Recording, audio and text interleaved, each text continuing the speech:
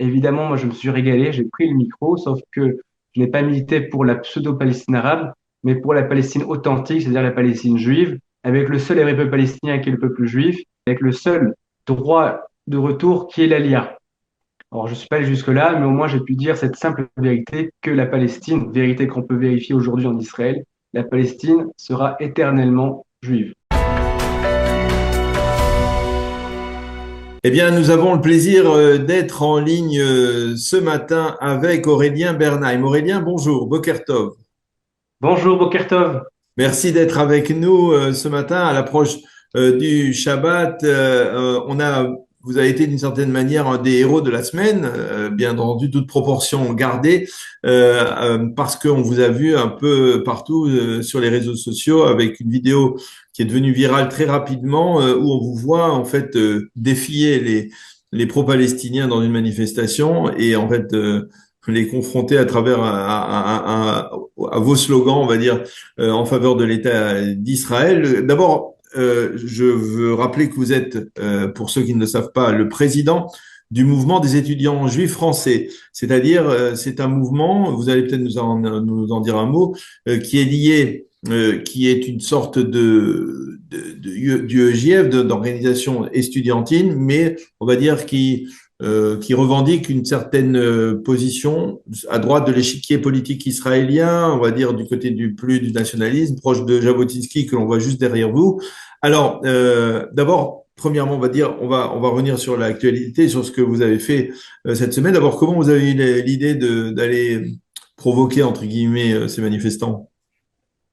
Alors, vous savez, on dit toujours que le hasard, c'est Dieu qui se promène incognito.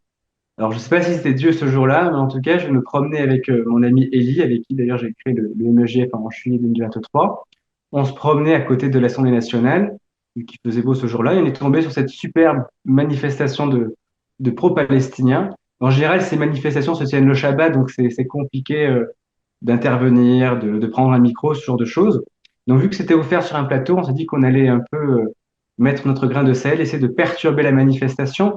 Surtout qu'on est dans un lieu assez symbolique. Il y a l'Assemblée qui est à côté, il y a les Invalides de l'autre, l'espace où a été il y a plus d'un siècle dégradé le capitaine Dreyfus, on n'est pas très loin, vous voyez. Donc on est dans un lieu assez symbolique. Et donc à notre façon, on a essayé de perturber les choses. On s'est mis sur un banc, on a réfléchi, et c'est une dame de la manifestation qui est venue me tendre le micro, tout simplement pour apporter mon témoignage à l'oppression contre les pro-palestiniens dans les facs. Évidemment, moi, je me suis régalé, j'ai pris le micro, sauf que je n'ai pas milité pour la pseudo-Palestine arabe, mais pour la Palestine authentique, c'est-à-dire la Palestine juive, avec le seul et vrai peuple palestinien qui est le peuple juif, et avec, je dirais, même pour ajouter, ça je l'ai pas dit, mais avec le seul droit de retour qui est l'Alia. Alors, je suis pas allé jusque-là, mais au moins j'ai pu dire cette simple vérité que la Palestine, vérité qu'on peut vérifier aujourd'hui en Israël, la Palestine sera éternellement juive. Alors, c'est votre camarade qui a filmé cela et comment les gens ont réagi. On a vu un peu la réaction. Racontez-nous qu'est-ce qui s'est passé après que l'enregistrement soit terminé. En réalité, ils ont mis, allez, peut-être 2, 3 secondes avant de comprendre ce qui était en train de se passer parce que je les avais un peu chauffés un peu avant Oui. en disant bravo pour cette noble cause, etc. Je leur ai fait quand même un peu de cavote quand même, vu qu'ils m'ont tendu le micro. Et ensuite, bien, tout simplement, j'ai été mis de côté, j'ai quitté dignement la- le- cette petite action. La police m'a retenu une petite heure où ils ont pris plusieurs fois en photo ma carte d'identité. Et ensuite, j'ai pu quitter la zone tranquillement avec Ellie qui était pas très loin. Alors, vous avez pas eu peur de vous livrer à ce genre de provocation parce que, en fait, de l'autre côté, il n'y a pas obligatoirement tout le temps des gens tendres. Alors, c'est sûr que on a toujours un peu peur, peut-être qu'on peut le voir sur la vidéo où je tremble un peu quand je tiens le micro. Et parfois, c'est bien un peu d'avoir peur parce que ça veut dire qu'on a toujours un peu la raison. Mais je dirais que pour ce coup, avec Ellie, on était tellement dans l'ambiance qu'on s'est dit qu'il fallait faire quelque chose. Donc, ça fait depuis 3 ans qu'on milite pour un retour de la fierté juive en permanence. C'est notre, je dirais, saine obsession. Et donc là, c'était le moment idéal.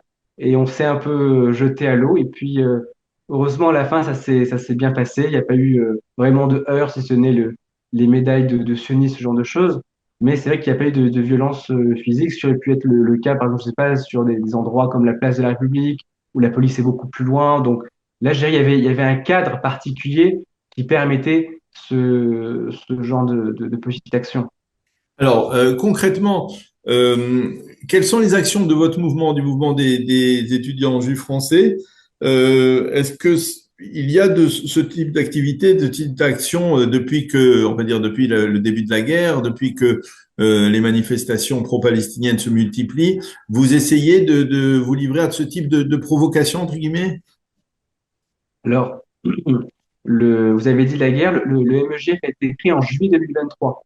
Ah oui. Donc avant le 7 octobre, où on avait fait le constat qu'il manquait ce sentiment de fierté juive en France, que ce sentiment avait été totalement délaissé, de surcroît que notre jeunesse était désionisée, et qu'en plus, je dirais, elle n'était pas au fait, je dirais, des grands enjeux qui se passent actuellement en France, notamment sur la montée de l'antisémitisme.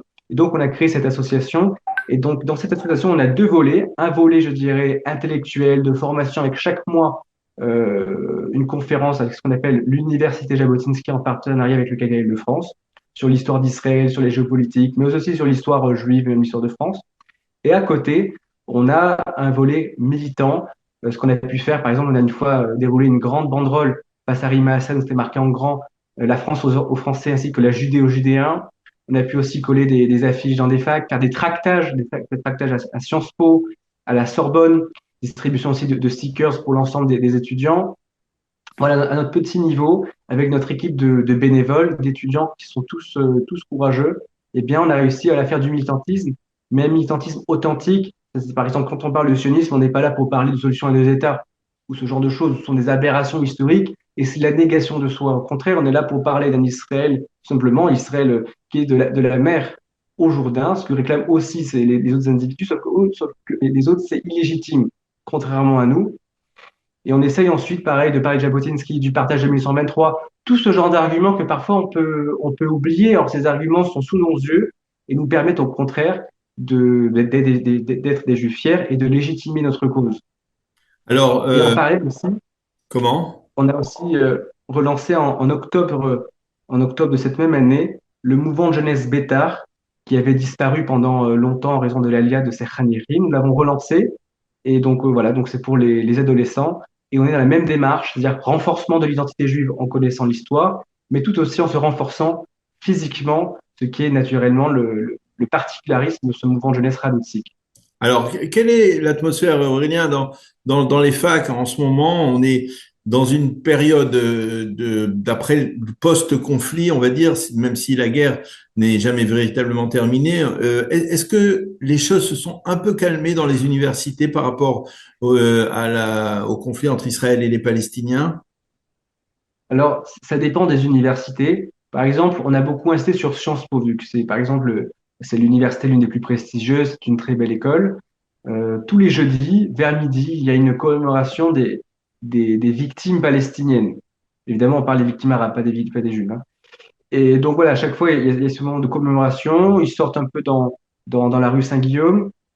Ensuite, je dirais, quand on entre juste dans une fac française, par exemple à Tolbiac où j'ai eu quelques cours, quand on entre dans cet univers-là, il n'y a pas forcément de violence physique, mais il y a une violence du quotidien, dans les mots. Évidemment, le mot sioniste, c'est un mot qui est la limite, et qui n'est même pas la limite, c'est comme du fascisme. On a par exemple dans toutes les couloirs des affiches, parfois contre Israël, des stickers, des tags, il y a une ambiance, donc sans même forcément, je dirais, des grandes actions coup de poing, il y a une ambiance qui est hostile, pas simplement à Israël, mais qui est hostile aux Juifs, vu qu'à chaque fois qu'il y a des actions antisionistes, comme par hasard, les premières victimes sont toujours les Juifs.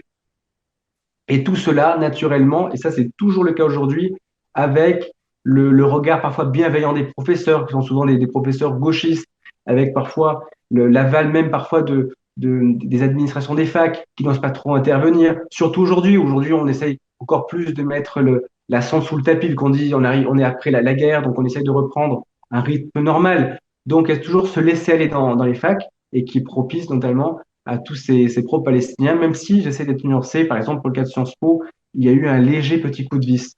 Il est bon de le reconnaître. Les projets, parce que il y a toujours ce paradoxe que vous mentionniez à l'époque, à l'instant, à savoir d'un côté militaire en France, d'un autre côté, vouloir faire son alia. Comment on concilie cette apparente contradiction? Alors, en réalité, souvent, on essaye toujours d'opposer des notions. Au MEGF, souvent, et d'ailleurs c'est ce qu'on fait au bêta, on essaye de rassembler. Et parfois, on pense que deux idées contraires sont forcément antinomiques, alors que pas du tout. Moi, ce que je dis souvent, et cela a été enseigné par un de mes maîtres, le Rav Shlomo Mosini, et c'est très juste, ce qu'il dit, c'est d'abord, il faut être patriote en France. Il faut être loyal envers la terre, patriote envers pater, la terre, loyal envers la patrie où on est né, la patrie française. Si on est patriote sur la terre de France, alors naturellement, quand on fera son alia, ce qui est, je pense, je dirais, le sens même d'une dimension collective nationale, à ce moment-là, on sera patriote sur la terre d'Israël. Et d'ailleurs, vous pouvez constater que lorsqu'on n'est pas patriote en France, eh bien, on n'est pas patriote sur la terre d'Israël.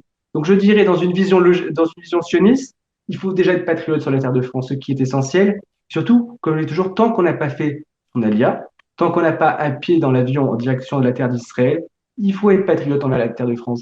Il faut être loyal, il faut défendre le pays où nous sommes. Et quand je dis le pays, je parle pas simplement des valeurs, liberté, etc., ou même de la République. Je parle de la France authentique, d'une France en effet qui est majoritairement chrétienne, avec une certaine culture. Et il est bon, nous juifs, de défendre, je dirais, nous les juifs, on est des amoureux du particularisme, de l'identité. Et donc il est bon, je dirais, de défendre l'identité française, parce que défendre l'identité française, c'est d'une certaine façon aussi défendre notre identité particulière. Vous voyez? Ouais. Donc en réalité, tout va ensemble. Et il n'y a pas de Il n'y a grande pas de antithèse. Et même contradiction, Jabotinsky il y a une capacité à concilier les choses, effectivement. Merci beaucoup, Aurélien merci beaucoup à Bernheim, vous. de nous avoir d'abord de nous avoir fait découvrir cette vidéo assez impressionnante de vous cette Merci à semaine au vous. milieu d'une manifestation de pro-palestiniens à Paris, et puis de nous avoir parlé de votre mouvement, le mouvement des étudiants juifs français en France actuellement, que vous présidez. Merci beaucoup, bonne continuation et à bientôt et Shabbat Shalom. Merci à vous.